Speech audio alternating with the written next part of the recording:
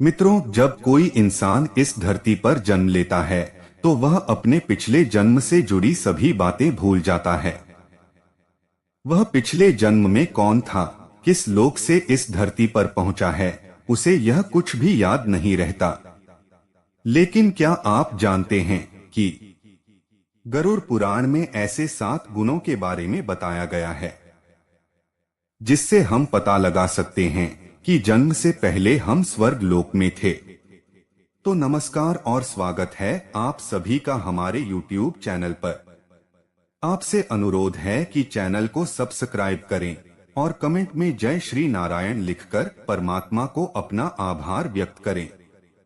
मित्रों, गरुड़ पुराण के अनुसार किसी भी व्यक्ति की आत्मा तब तक जन्म मरण के इस चक्रव्यूह में फंसी रहती है जब तक उसे मोक्ष नहीं मिल जाता।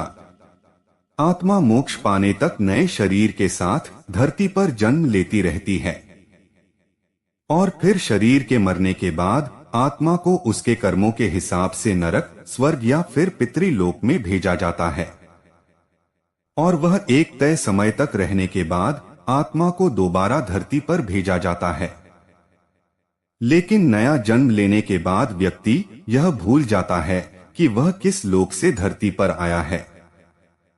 तो मित्रों, गरुड़ पुराण में यह बताया गया है कि अगर कोई व्यक्ति स्वर्ग लोक के सुख भोग कर आया हो तो उसके अंदर जन्म लेने के बाद कुछ विशेष गुण पाए जाते हैं और यही वह लक्षण है जिनसे यह पता लगाया जा सकता है कि व्यक्ति स्वर्ग लोक से आया है।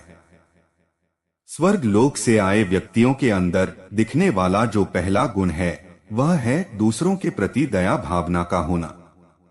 जो लोग स्वर्ग लोक से होकर पूरे धरती लोक पर जन्म लेते हैं वह स्वभाव से दयालु और दूसरों के बारे में सोचने वाले होते हैं। ऐसे व्यक्तियों के मन में दूसरों के प्रति दया भावना कूट कूट कर भरी होती है और यह लोग दूसरों के दुख में दुखी हो जाते हैं। यह दूसरों को दुख पहुंचाने के बारे में सोचते तक नहीं। और मित्रों, जो लोग इस स्वर्ग लोक से लौटे हो वो न सिर्फ इंसानों के प्रति बल्कि जानवरों के प्रति भी प्रेम भाव रखते हैं और हमेशा खुद से पहले दूसरों के हित के बारे में ही सोचते हैं।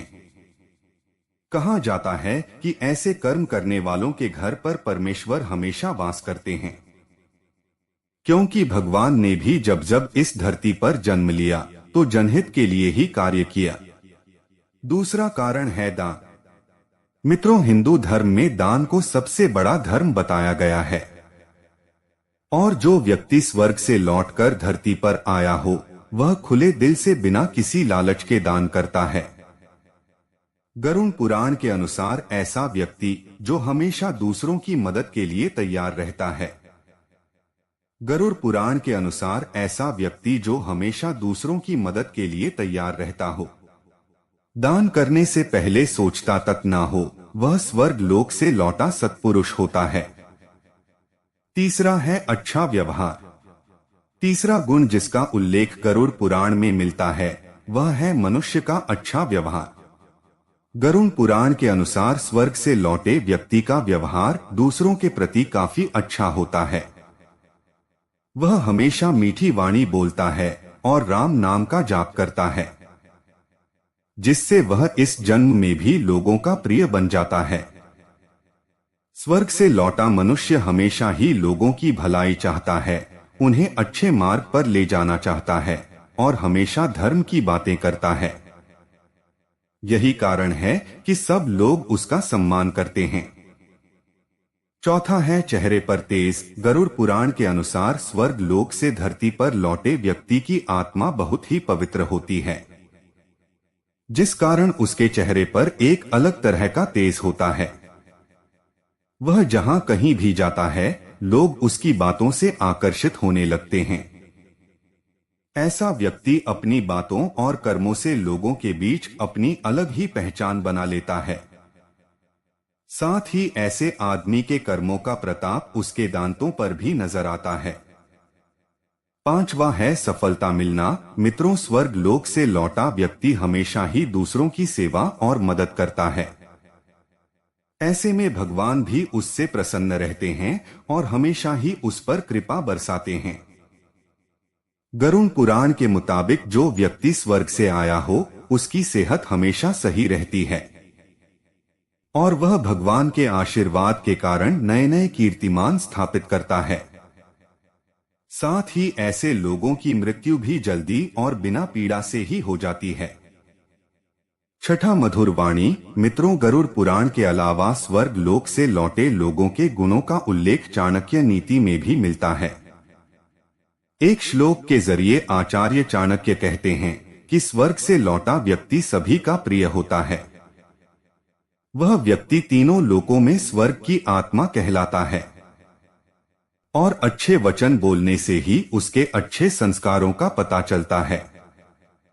सातवां है राम नाम का जाप। आचार्य चाणक्य एक श्लोक के जरिए यह भी कहते हैं कि जो हमेशा राम का नाम जपता हो, लोगों को धार्मिक शिक्षा देता हो, गरीबों जरूरतमंदों की मदद करता हूँ, उनको खाना खिलाता हो, ऐसा व्यक्ति बहुत महान होता है। और इसके इन गुणों से पता चलता है कि वह अपने इसी अच्छे स्वभाव और संस्कारों के कारण जन्म से पहले स्वर्गलोक में था।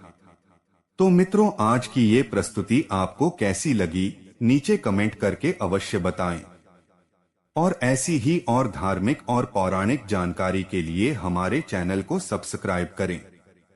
जय श्री नारायण।